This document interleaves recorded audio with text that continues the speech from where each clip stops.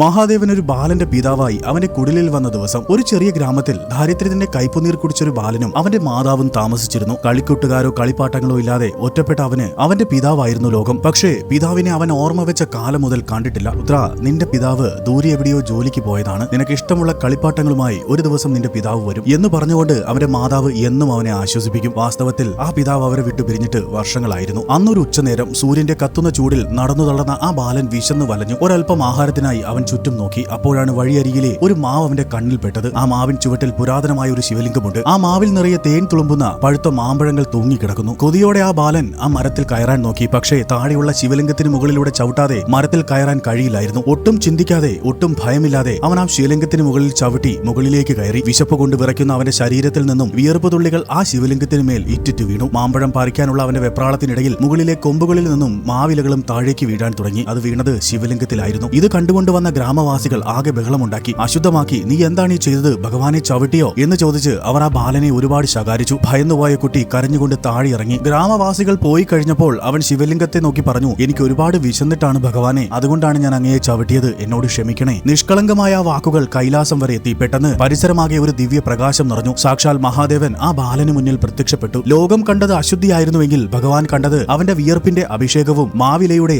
അർച്ചനയുമായിരുന്നു. മഹാദേവൻ പുഞ്ചിരിയോടെ ആ ബാലന്റെ തലയിൽ തലോടിക്കൊണ്ട് പറഞ്ഞു, പുത്ര, നീ എന്തിനാണ് കരയുന്നത്? ഗ്രാമവാസികൾ പറഞ്ഞത് സാരമാക്കേണ്ട, അവർക്ക് എന്നെ അറിയില്ല. നിനക്ക് ആ മാമ്പഴമാണോ വേണ്ടത്? തുടർന്ന് മഹാദേവൻ ആ മരത്തിൽ നിന്ന് മധുരമുള്ള മാമ്പഴം പറിച്ച് അവന് നൽകി. കൊതിയോടെ അത് കഴിക്കുന്ന ബാലനോട് മഹാദേവൻ വീണ്ടും ചോദിച്ചു, മറ്റെന്തെങ്കിലും നിനക്ക് വേണോ പുത്ര? വിതുമ്പിലടക്കി അവൻ പറഞ്ഞു, അങ്ങ് ആരാണെന്ന് എനിക്കറിയില്ല. പക്ഷേ എന്റെ മാതാവ് എപ്പോഴും പറയും എന്റെ പിതാവ് കളിപ്പാട്ടങ്ങളുമായി വരുമെന്ന്. ഇതുവരെയായും അദ്ദേഹം വന്നിട്ടില്ല. അങ്ങക്ക് എന്റെ പിതാവിനെ വിളിച്ചുകൊണ്ട് വരാൻ കഴിയുമോ? നിഷ്കളങ്കമായ ആ ചോദ്യം കേട്ട് ഭഗവാന്റെ ഉള്ളലിഞ്ഞു. പുത്ര, നീ വേഗം വീട്ടിലേക്ക് പൊയ്ക്കോളൂ. നിന്റെ പിതാവിനെ ഉടൻ തന്നെ ഞാൻ അങ്ങോട്ട് പറഞ്ഞു വിടാം. ഇത് കേട്ട ബാലന് സന്തോഷം അടക്കാനായില്ല. അവൻ ഓടിച്ചെന്ന് മാതാവിനോട് കാര്യങ്ങൾ പറഞ്ഞു. മകന്റെ വാക്കുകൾ കേട്ട ആ മാതാവിന്റെ നെഞ്ചു തകർന്നു. അവർ വിതുമ്പിക്കൊണ്ട് പറഞ്ഞു, പുത്ര, നിന്റെ പിതാവ് മരിച്ചു പോയതാണ്. ഒരിക്കലും അദ്ദേഹം നമ്മളുടെ അരികിൽ വരികയില്ല. വാക്കുകൾ പൂർത്തിയാക്കും മുൻപേ വാതിലിൽ മുട്ടുകേട്ടു. മാതാവ് ഭയത്തോടെയും അത്ഭുതത്തോടെയും വാതിൽ തുറന്നു. അവിടെ കൈ നിറയെ കളിപ്പാട്ടങ്ങളുമായി പുഞ്ചിരിച്ചുകൊണ്ട് തന്റെ ഭർത്താവ് നിൽക്കുന്നു. ബാലൻ സന്തോഷത്തോടെ അവന്റെ പിതാവിന്റെ കഴുത്തിൽ കെട്ടിപ്പിടിച്ചു. എന്നാൽ ആ മനുഷ്യന്റെ കണ്ണുകളിലെ അസാധാരണമായ തിളക്കം കണ്ടപ്പോൾ ആ മാതാവിന് മനസ്സിലായി അത് തന്റെ ഭർത്താവല്ല, തന്റെ പുത്രന്റെ സ്നേഹത്തിന് മുന്നിൽ തോറ്റുപോയ